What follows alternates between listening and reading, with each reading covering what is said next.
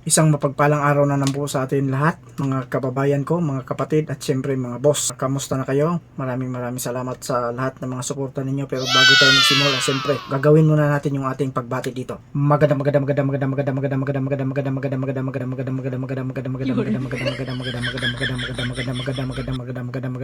umaga po Luzon, Visayas at Mindanao. Narito na naman po ang inyong lingkod, Boss Rek. Kamusta po kayo? At syempre batiin din natin yung mga kababayan natin, mga kapatid natin, kaibigan at mga boss sa iba't ibang panig ng mundo. Magandang umaga po, magandang tanghali, magandang hapon at syempre magandang gabi po sa inyong lahat. Pwera ka na, Labrador. Hindi ka kasali doon kaya huwag kang assuming ha. Anyway, yung pag-uusapan natin ngayon tungkol sa syempre itong bida natin. Nakikita niyo yung bida natin diyan, di ba? At saka syempre pag-uusapan natin kung ano-ano na naman lumalabas sa kanyang bibig. Kung mamaya bago natin sabay-sabay na panoorin yan, gusto ko lang i-shoutout ito. May nagpapabati rito. Eto, si Ben Mandayo. Sabi niya, pa-shoutout po kapatid, from lokal ng Bakawan, distrito ng Bungabong, Oriental, Mindoro. Maraming salamat po kapatid. Kamusta po kayo dyan sa Oriental, Mindoro? Maraming salamat po sa patuloy na panonood ninyo. At syempre, itong ginagawa natin ito para sa ating mga iglesia ni Cristo na hindi tayo papayag na inaalipusta lang ng taong kagaya nito. Pero bago yan, samahan nyo na ako at ready na ba kayo? Kung ready na kayo, eto na, panoorin natin. Okay, sa mapagpalang araw po sa inyong lahat, mga minamahal ko mga kababayan, muli nandito na naman po yung lingkod, Epifanio Labrador, dito po sa ating programa, Reaction Mo, Birata po. Okay, sa mga kababayan po natin, nagtatanong kahapon kung bakit hindi po tayo nakapablog. Actually, meron po kasi nangyari na, hindi inaasahan, akala ko kasi, maghapong, alam niyo na, hindi maghapon yung kuryente na mawawala. So, hinintay ko, pero Pansinin nyo, sa bungad pa lang ng kanyang pagbati, talaga naman, nagsisimula na itong gumawa ng alibay. Pero ganun pa man Labrador, siyempre pagbibigyan ka namin, ganyan kami kabay dito. Pagbibigyan ka namin, kaya tuloy po natin. alam niyo na, pag nasa probinsya ka talaga gano'n. So, madalas ang brownout dito, maabot ng 5 araw. Pinakamababa na siguro yung isang araw. Pero gano'n pa man, mga kababayan.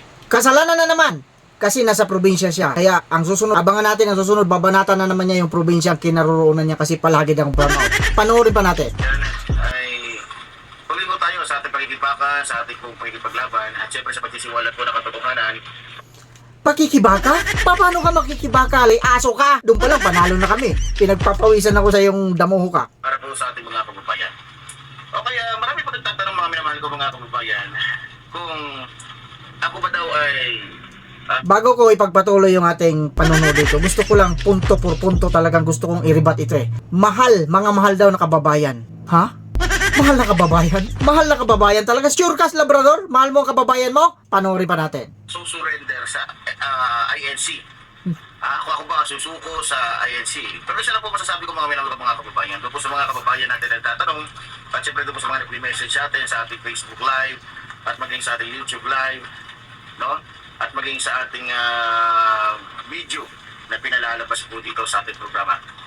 Isa lang po masasabi ko, wala pong dapat sumuko na Epifanio Labrador sa INC. Bakit? Dapat lang, wag kang sumuko kasi sinimulan mo na yan. Pero unang-una po, wala pong ginawang malaking krimen sa Epifanio Labrador sa INC. Diliwanagin ko lang po. Kung meron man po akong nagawa, yun po yung minura ko, yung Mongoloid na leader ng Iglesia ni Cristo, na ang totoo Iglesia ni Manalo, na kung saan ginagamit yung kanilang mga membro. Liliwanagin ko lang po, ang sabi niya, wala daw siyang ginawang krimen. Wala kang ginawang krimen, Labrador. Sigurado ka dyan sa pinagsasabi mo? Kasi ang kasalanan niya lang daw, pinagmumura niya yung ating tagapamahalang pangkalahatan. Pero sabi niya, wala daw siyang ginawang krimen. Pagpatuloy pa natin, mga boss, mga kapatid, mga kababayan ko. Para sa pamumulitika o para proteksyonan yung mga taong walang niya magnanakaw katulad po ni Sara Duterte, na kung saan ay nagnanakaw po ng pera sa taong bayan. Ngayon, mga minamahal ko mga kababayan, sa totoo lang tinatakot nila ako eh. Marami silang pinapalabas sa Facebook at kung ano-ano mga pangalan yung pinagsasabi nila. Ito si Aka ganito, Aka gano'n, may kasong ganito, may kasong qualified tip, may kasong marami ako nabasa. Pero gano'n pa man, wala akong pakialam doon. Dahil unang-una, walang talab sa akin yun. No? Dahil unang-una, hindi ko alam kung ano pinagsasabi nila. Hindi ko alam kung ano yung mga pinag-ano nila, pero ganun talaga, social media tayo eh. No? So, bago natin ipagpatuloy yan, gusto ko lang sabihin, gusto ko lang ipaliwanag yung sinabi niya na marami raw ang nananakot sa kanya. Marami.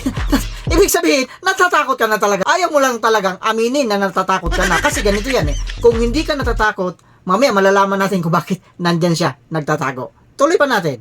So, alam naman natin ang laro ng INC. Kaya nga, sa totoo lang, kahapon habang wala pong kuryente, pinag-aralan ko po yung video na pinasa sa akin ng ating mga kababayan. Ito po tungkol po kay Brother Eli Soriano. Doon ko po natuklasan at Ba't napunta ka na naman kay Eli Soriano? Huwag kang pahalata, nagpapahalata ka eh. Sige, bira. lalo kung nagkaroon ng idea dito po sa INC o sa Iglesia ni Manalo kung gaano sila ka tulongges at kung paano ginagamit nila ang kanilang mga membro para manguyog.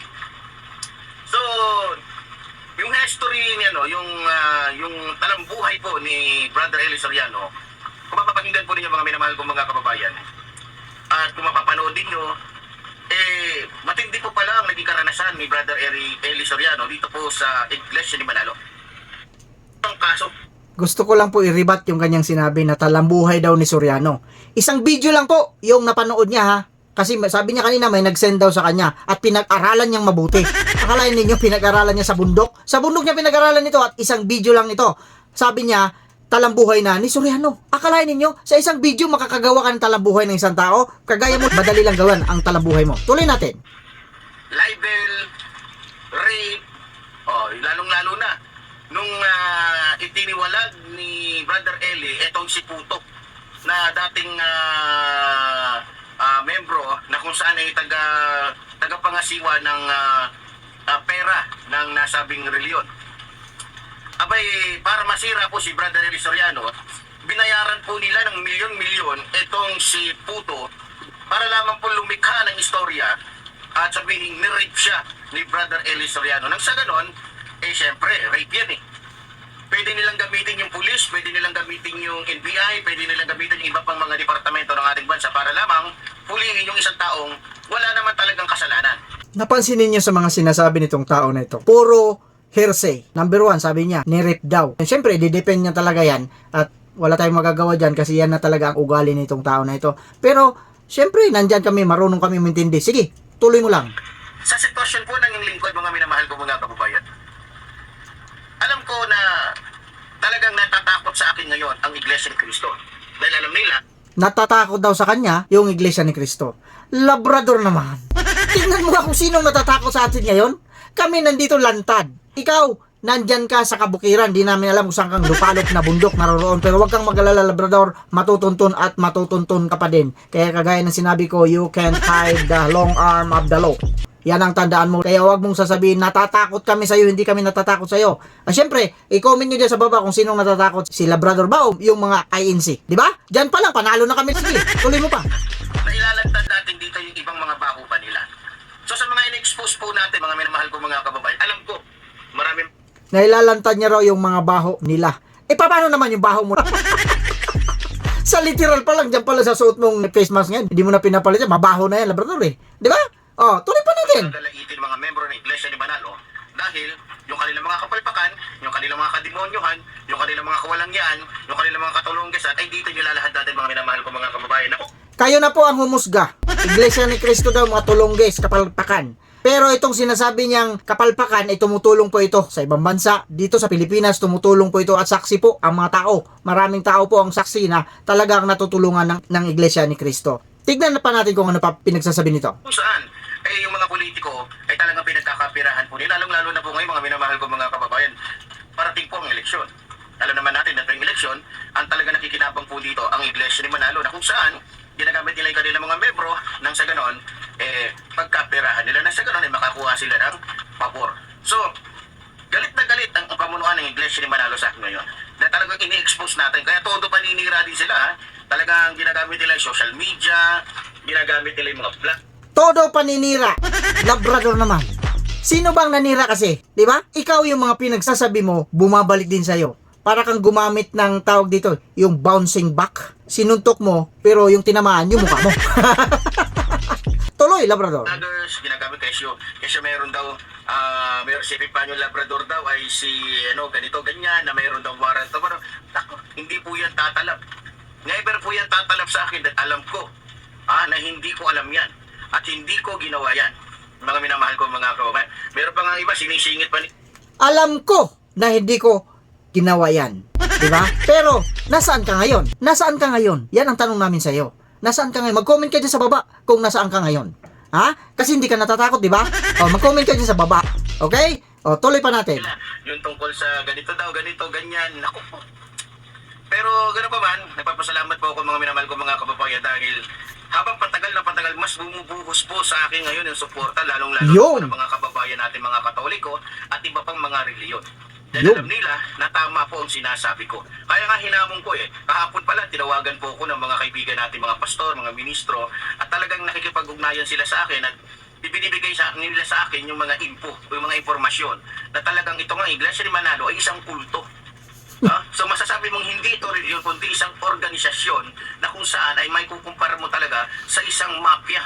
Isa ka ba naman nakakita ng isang reliyon na punong-puno ng armas yung kanilang simbahan? Saka nakakita ng isang reliyon na may mga gunman, may mga killer. Diba? Ang pagkakalam ko mga minamahal Paratang na naman. Marami ka na naman paratang. Napuro ka lang salita, wala ka namang ebidensya. Ilabas mo lahat ng ebidensya mo, Labrador. Wag ganun. Wag ganun. ko mga kababayan sa Iglesia ni Cristo, yung Iglesia ni Cristo ay talagang full holiness sila. Magagalang, mababait, mapagpatawad, mapagpakumbaba. Ibang-iba po sa pinapakita ng Iglesia ni Gusto ko lang po linawin ang sinabi niya ha. Ang Iglesia ni Cristo raw magalang, mapagpakumbaba, mapagpatawad. Ibig sabihin, pag ang Iglesia ni Cristo, minura niya, inalipustan niya, kahit anong gawin niya, kahit anong sabihin niya, okay lang kami? Labrador naman. Ha? Nasaan na yung liwanag? Sabi nga nung isang kanta. Di ba? Ha? Saan ka nakakita ng ganun? Na pinagmumura mo na, binastos mo na lahat-lahat, pinaratangan mo na, ay okay lang sa kanila. O, panoorin pa natin. lalo na kung saan, akala mo kung sino ng mga hari. Akala mo kung sino na talagang matatapang. Akala mo talaga kung sino na talagang pinakamatibay na reliyon sa buong mundo. Diba? So, alam ko mga minamahal ko mga kababayan na mas titindi pa yung ipalalabas balita ko nga balak pa nila akong sirain sa pamamagitan ng iba't ibang mga pinupost nila. Kulang na lang lahat siguro ng mga kasalanan sa buong mundo ano nila sa Facebook para lang masira ang iyong lingkod. Diba? Pero ganun pa man mga minamahal. Masira daw yung iyong lingkod. Ano pa ba sisirain sa'yo? Isirang-sira ka na. Ikaw mismo sumira sa sarili mo. Ang tawag dyan, BOGOK. O, kayo na bahala kung ano yun. Tuloy! Hindi po tayo matitinag. Hindi po tayo matitinag dahil hindi po tayo nag-iisa. Marami pong sumusuporta sa atin mga minamahal ko mga kababayan at mas marami pa nasusuporta sa atin. Pero bago lahat, pinasasalamatan ko nga pala yung mga kababayan natin sa abroad. Ayan na. Lalo na kay Nanay Seni. Yun. Nagbigay po sa akin ng 20,000. 20,000. Ang araw. Sorry, dahil kapon nga, hindi ko napasalamatan. Yes. At sa mga kababayan natin, lalong-lalo na kay Tatay Fred, nagbigay po sa akin ng 50,000. 50,000. Dito po sa mga kababayan natin sa California na nagbigay po ng 60,000. 60,000. So, talagang bumubuhos po ang suporta ng ating mga kababayan sa Yan ang gustong-gusto ni Labrador. Yan ang style niya. May nagbigay sa kanya 20,000. May nagbigay sa kanya 50,000. May nagbigay sa kanya 60,000. Kaya tuwan-tuwa itong mukong na ito. Di ba? Ito ang style nito. Power effect. Ngayon, syempre, wala tayong pakialam doon kung kahit may magbigay pa sa'yo ng 1 million, okay lang sa amin yun. Walang problema yun. Ang importante sana, huwag kang magtago. Kasi pinangangalandakan mo, matapang ka, pero nasaan ka ngayon? Yan ang tanong namin dito. Tuloy pa natin. inyong lingkod. No, ganun pa man mga minamahal ko mga kababayan, hindi na tayo magtataka. Dahil alam natin ang laro ng Iglesia ni Manalo. Alam natin ang kanilang mga galawan, alam natin yung kanilang mga utak na kung saan. Talagang utak mga kriminal.